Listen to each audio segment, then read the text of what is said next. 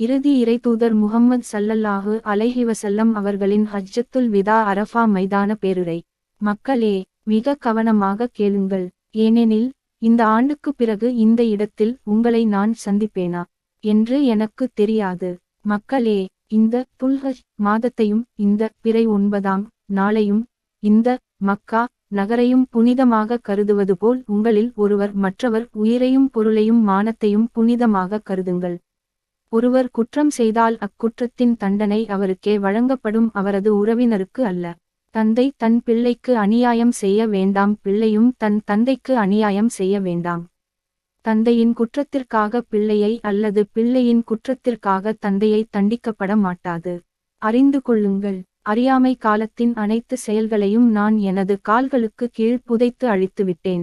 அறியாமை கால கொலைகளுக்கு பழி வாங்குவதை விட்டுவிட வேண்டும்.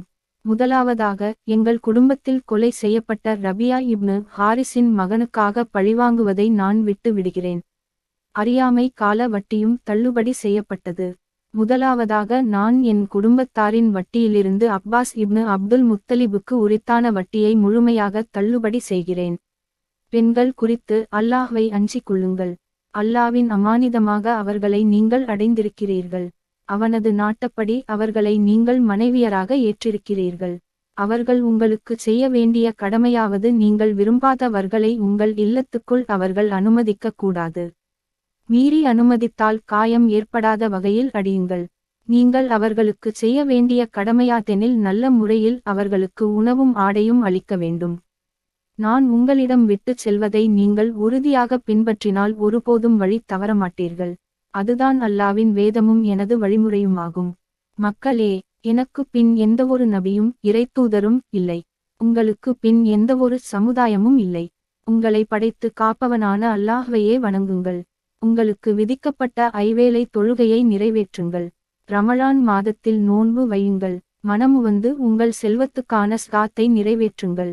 வசதி படைத்தவர்கள் உங்கள் இறைவனின் இல்லத்தை ஹஜ் செய்யுங்கள். உங்கள் தலைவர்களுக்கு கட்டுப்படுங்கள். மேற்கூறிய நற்செயல்களால் இறைவன் உங்களுக்காக படைத்துள்ள சுவனத்தில் நுழைவீர்கள். உங்கள் இறைவனை அதிவிரைவில் நீங்கள் சந்திப்பீர்கள்.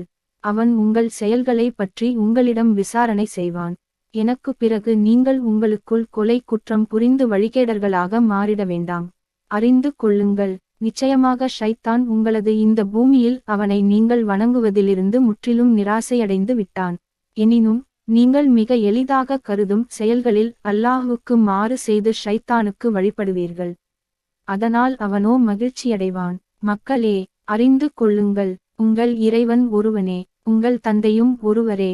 இறையச்சத்தை தவிர வேறெந்த வகையிலும் ஓர் அரபியருக்கு அரபி அல்லாதவரை விட, ஓர் அரபி அல்லாதவருக்கு அரபியரை விட, ஒரு வெள்ளையருக்கு கருப்பரை விட, ஒரு கருப்பருக்கு வெள்ளையரை விட எவ்வித சிறப்பும் மேன்மையும் இல்லை.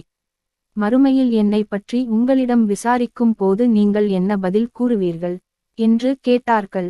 கூடியிருந்தோர், நிச்சயமாக நீங்கள் எடுத்துரைத்தீர்கள், நிறைவேற்றினீர்கள், நன்மையையே நாடினீர்கள் என நாங்கள் சாட்சி கூறுவோம் என்றார்கள்.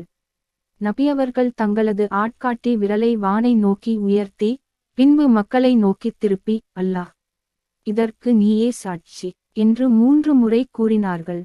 இங்கு வந்திருப்பவர்கள் அனைவரும் இங்கு வராத மற்றவர்களுக்கும் எடுத்து கூறுங்கள். ஏனெனில் செய்தியை கேள்விப்படுபவர்களில் சிலர் நேரடியாக கேட்பவர்களை விட நன்கு விளக்கமுடையவர்களாக இருப்பார்கள். சஹீஹ் முஸ்லிம், சுனனு திர்மிதி, முஸ்னது அஹ்மது, இப்னு ஜரீர், இப்னு ஹிஷாம். நபி ஸல்லல்லாஹு அலைஹி வஸல்லம் ஒவ்வொன்றாக கூறியபோது அதை ரபியா இப்னு உமையா இப்னு கலஃப் ரலியல்லாஹு அன்ஹு அவர்கள் மக்களுக்கு சப்தமிட்டு எடுத்துரைத்தார்கள். இப்னு ஹிஷாம், நபி ஸல்லல்லாஹு அலைஹி வஸல்லம் தங்களது உரையை முழுமையாக முடித்தபோது, இன்றைய தினம் நாம் உங்களுக்கு உங்களுடைய மார்க்கத்தை முழுமையாக்கி வைத்து என்னுடைய அருளையும் உங்கள் மீது முழுமையாக்கி வைத்து விட்டோம். அல்குரான் 5 முதல் 3 என்ற வசனம் இறங்கியது.